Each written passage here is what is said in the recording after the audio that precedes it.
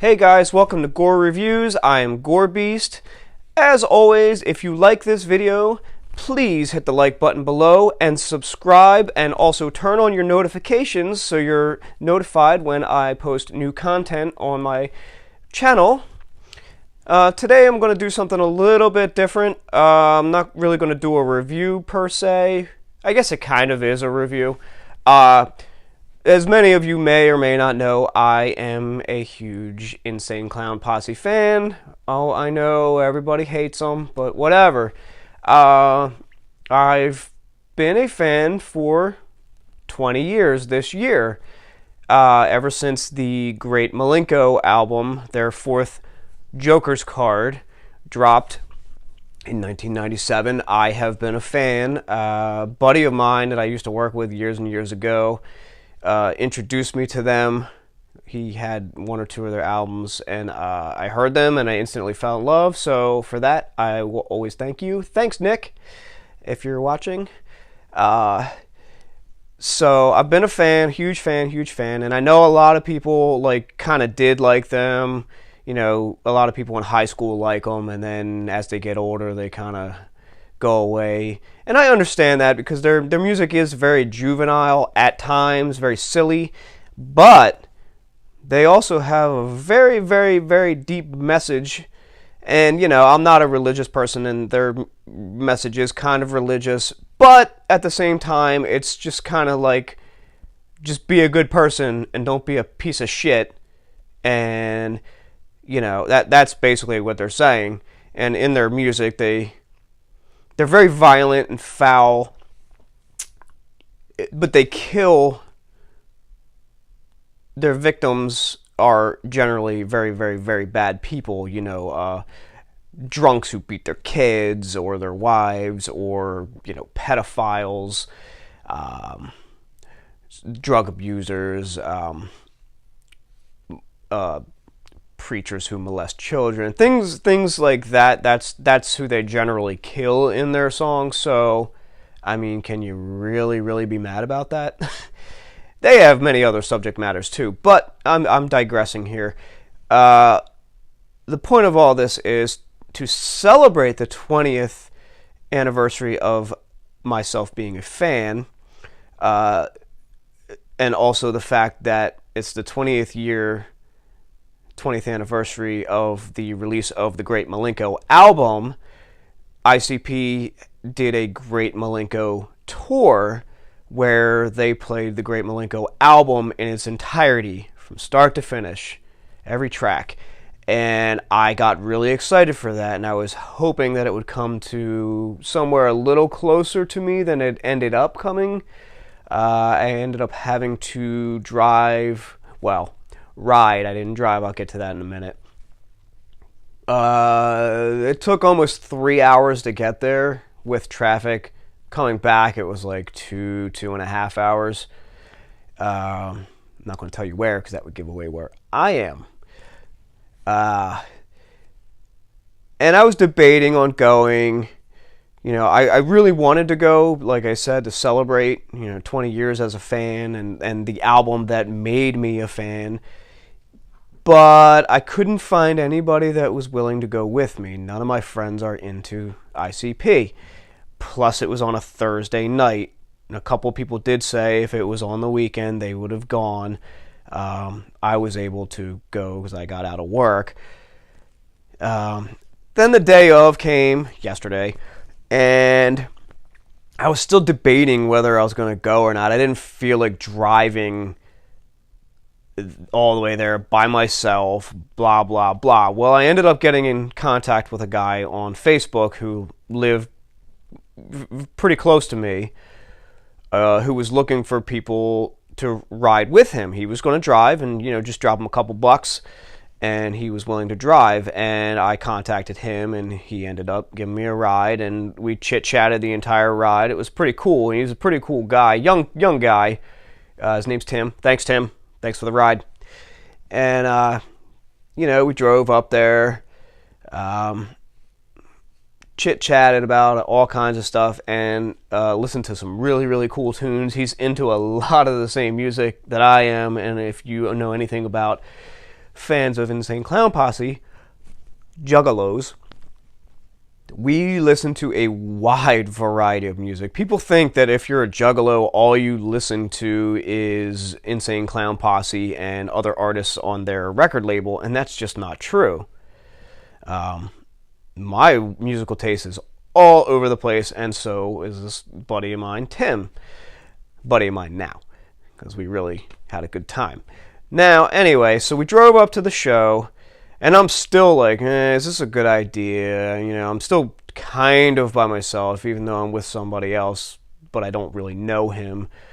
So we get to the venue, and after waiting in line for a really long time, even though the doors had opened an hour before, finally got into the place, and it was tiny, small venue, and I was instantly very happy about that. Small venues are much more personal. You feel much closer to the performers, and that's ideal when you're when you're a concert goer, instead of standing like a mile and a half away from them and watching them on monitors. You're actually able to stand close enough to see them without being smashed into oblivion by other people, and there was a lot of that going on. I'll get to that later. Now, when we walked in, there was a guy performing. Honestly, I didn't catch his name. I don't know who he was. He was okay. I don't know who he was, and I didn't get any video footage of him either. That was just kind of like, during that time, I was kind of wandering around, trying to get the lay of the land, and I ended up going upstairs to where the merch area was, where they're selling all the merchandise, and found a good spot on the rail up on the second floor there to look down on the stage. And that's actually what I like to do a lot of times at venues. If they have a second floor, I like to go up there and stand up at the rail so I can kind of look down and not be in the mess of the crowd, because I'm not really into that. I know I'm a bad concert goer. I just like to stand there and watch the artist perform. I don't like to get into the pit or any of that stuff. So that one guy, sorry guy, I don't know who you were, ended his set, and then next was Psychopathic Records. That's Insane Clown Posse's record label. Their newest signed artist, Ouija Mac, or Ouija. I don't know if he's still going by Ouija Mac. And you know, he's this tiny little guy, man. He's just like smaller than me, and I'm a little dude. Kind of got that modern hip hop look. You know, like the Lil Yachty and Lil Pump and Lil Windex. Those type of guys got that kind of look. That Gucci look, or I don't know what they call that. I don't know. But it's also that style of rap, and I'm just not into it. It's the same thing. It's the same vocal pattern. They all do the same thing. There's no variety to it. It's just the same thing over again. It's very repetitive. I mean, he was a good performer. You know, he's very high energy, and he is better than the typical rapper in that subgenre of rap. It wasn't bad. I'd like to see future stuff. Like, he hasn't actually officially released anything with Psychopathic Records, so I'm waiting for that. But he was okay. Next up was Lyte, Lyte. Now, this dude ripped the stage up. That guy can perform. He's one of those, like a speed rapper, like if you're familiar with Tech Nine or Twista, somebody like that. He's very fast with his vocals. He's good, man, and he had great stage presence. Crowd was into it. And he's released just an EP with Psychopathic, which actually they released 3 versions of it with bonus track, different, like a bonus track on each one separately. So it actually really ends up being an LP if you buy all 3. Marketing Tactics 101. But yeah, I mean, I liked his EP anyway. He's really good. There's some weak tracks on that EP, but he's got a lot of talent and he's got a future, and I can't wait to see more from him. But he really performed well. Now, next up is an artist who I'm a huge fan of. I should mention before that between sets, DJ Carlito, man, he was playing some deep cuts, some old school ICP stuff, some rare stuff that you don't hear all the time. Plus some other stuff mixed in with there, like Dr. Dre and Ice Cube's Natural Born Killers, which was nice to hear. He did a good job in between sets of keeping it moving. But anyway, the next artist up was R.A. the Rugged Man. Now, if you don't know who R.A. the Rugged Man is, you need to check him out. He's a classic hip-hop dude, and he's been around forever, since the 90s. He's worked with everybody. He's worked with Wu-Tang and Biggie, R.I.P. You name it, he's worked with them, and it's kind of weird that he's on this tour. Like, you'd think he wouldn't fit in with this group, but he actually does, and it works. Now, he is a stage performer. He knows how to work the crowd, get everybody hyped up, and dude can flow. Now, he does like, regular, traditional, like, old school hip-hop style rhyming, but he can do the speed rap, and the most astonishing thing with him is he will drop the beat out and just go a cappella, and just it's a sight to behold. Like, the man is incredible. Yeah. If you don't know R.A. the Rugged Man, check out some of his videos on YouTube. He's got a whole bunch of music videos you can check out, and check out his albums. You will not be disappointed. Even if you don't like hip-hop, I think you will find some of his stuff that you can connect to. Now, while he was on stage, he brought out another guy. I have no idea what his name was. I didn't catch it. I know R.A. did mention that this guy was on Hopsin's album Knock Madness. He didn't mention what track he's on, so I'm not sure. But if you've ever heard Hopsin's Knock Madness album, you have heard this guy whose name I don't remember. He was good. I mean, he wasn't up there long. He only spit like a verse, and then, that was it. And then he kind of played like R.A.'s hype man for most of the show. And he was pretty cool. And then R.A. announced there was a special surprise guest that he brought out on stage, and this one blew me away. Being a Psychopathic Records fan, a lot of you probably don't know this, but at one point they signed this female artist to their label named Blase Rose, Blahzay Rose. It was their first signed female artist, and she put out an EP. It was kind of mixed. There was a couple really good songs on there, and then some really bad songs. Now, a lot of people hated on her. Like, they just absolutely could not stand her, and I don't understand that. Like, she has potential. She's kind of one note with her, abused victim shtick. I mean, it's cool once in a while on a song to do that, and as a woman, it's nice for her to raise awareness for that through hip-hop. But when it's almost every song, it kind of gets played out a little bit. But anyway, she was signed to Psychopathic, and then they booted her from the label quickly. She did the EP, she did the Psychopathic Cypher, which anybody that knows about Psychopathic with their Cypher, it's when they do songs with all their artists on the label at that time. They'll put out a video with everybody on it. And she's pretty good. But anyway, R.A., there was some beef there between them, some hatred, and maybe not hatred, but some bad feelings between her and Psychopathic, because Nobody really knows why she was dropped. There's rumors and all that, but nobody knows.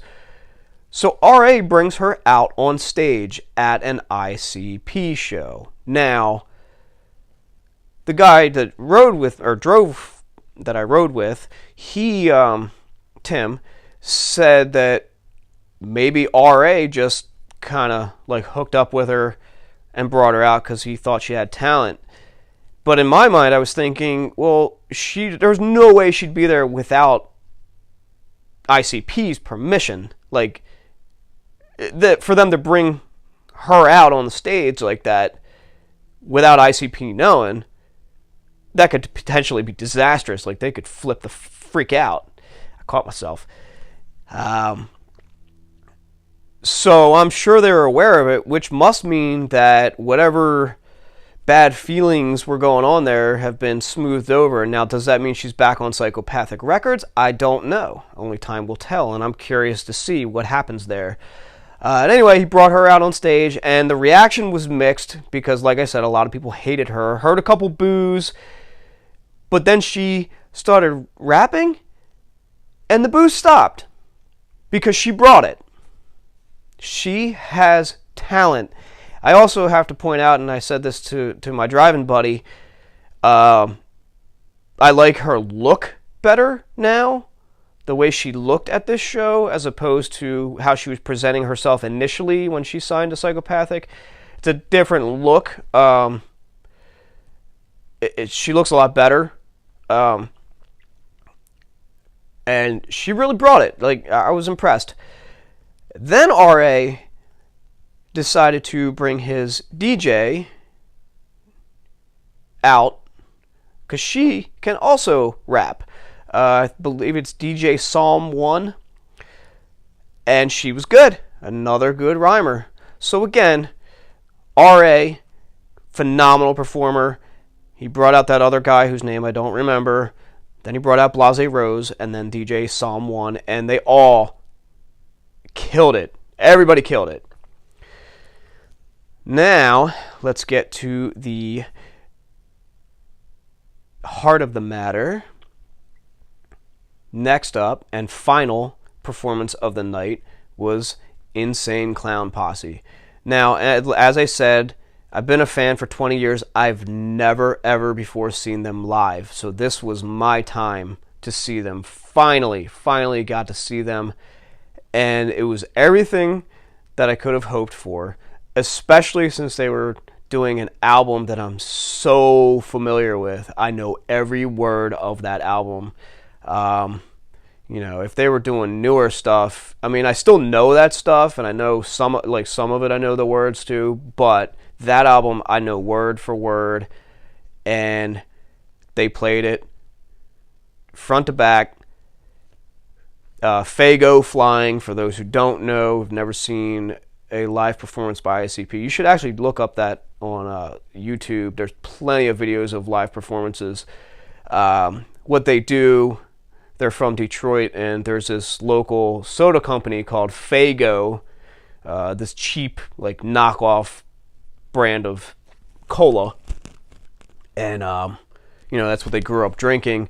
So during their performances, they like to get 2 liters of it, shake them up, pop the lid, spray it all over the crowd, throw the bottles. Violent J was grabbing bottles and not even opening them and just chucking them into the crowd, full 2-liter bottles. I'm sure a few people got pegged, but again, I was up above, so... Now, I did get a tiny bit of Fago on me, but I managed to avoid most of it. A few bottles flew by, but most of the time they couldn't get it up there. And they have a couple of guys that'll come out during, like, choruses dressed in costumes, clown costumes or ghouls or whatever, and they also help spray the Fago everywhere. It's a sight to behold, especially looking down at the crowd below. They were packed in there so tight. Like, people were just crushed and just drenched in Fago. People were crowd surfing. Security was, like, completely overwhelmed and over their head. They had no idea how to handle it. people were crowd surfing a wheelchair. Saw that a couple times. But as far as the performance, ICP have been doing this, I mean, obviously more than 20 years, because Great Milenko is their 4th album, not their 1st. So over 20 years, like 25 years, they've been performing live, and they still have intense stage energy. I was very impressed with how active they were and how engaged they were. And I have to say that Violent J looks way more active since he's lost a lot of weight, and he sounds so much better. There's times where I'll hear him, like over the last few years or so, and his voice just sounds shredded. But he sounded really, really good for this performance. Shaggy always sounds good. His voice hasn't changed the entire time, but Jay has. His voice has gotten really, really rough. But it sounded a lot smoother last night. Incredible, incredible performance. I'm so glad I decided to go, even though I was still back and forth whether I was going to go or not. I just burped. That was what that little pause was. It was totally worth it. I will be going to see them again. Not if they're that far away, and like if they come somewhere closer within 45 minutes to an hour of me. That's much more doable than 2.5 to 3 hours. And I hope, and I want to see them do another show where it's not just one album, where they play different stuff, just to see what they play, what surprises they have. So again, everybody at that show was good. I don't know the first guy's name. He was okay, and Ouija Mac was okay, but everybody else killed it. Ouija Mac wasn't bad. It's just not my style of rap. If you younger kids will probably love that, because that's what's popular now. But everybody else killed it. And I'm so happy I went. And again, I can't thank Tim enough for the ride. And I'm forever grateful for that. Might see at future shows. Oh, by the way, I'm wearing my Hatchet Man shirt today. That's not the shirt I wore to the show. I wore my Great Milenko shirt. But it's probably a little stinky and sweaty and little sticky from soda. So I decided to wear this one for the video. And that's about all I want to say today. So if you've never seen ICP live and you're not a fan, you probably might change your opinion if you actually saw them live, or listen to some more of their music other than, the song Miracles, which everybody loves to make fun of. Magnets, how do they work, A lot of people only see them on a surface level, and they're like, oh, they suck. Ugh. Listen to some of their other music. Listen to some of the songs that have, like, an actual theme to them, that are actually about something instead of them just being goofy clowns, which, they do both. They have some really, really, really deep songs. But anyway, that's about it for today. So always remember, I am GOREbeast. This is Gore Reviews. If you like this video and want to see more content, please hit the like button below. Drop me a comment. I'm sure I'll get some hate comments on ICP. Bring them on, I don't care.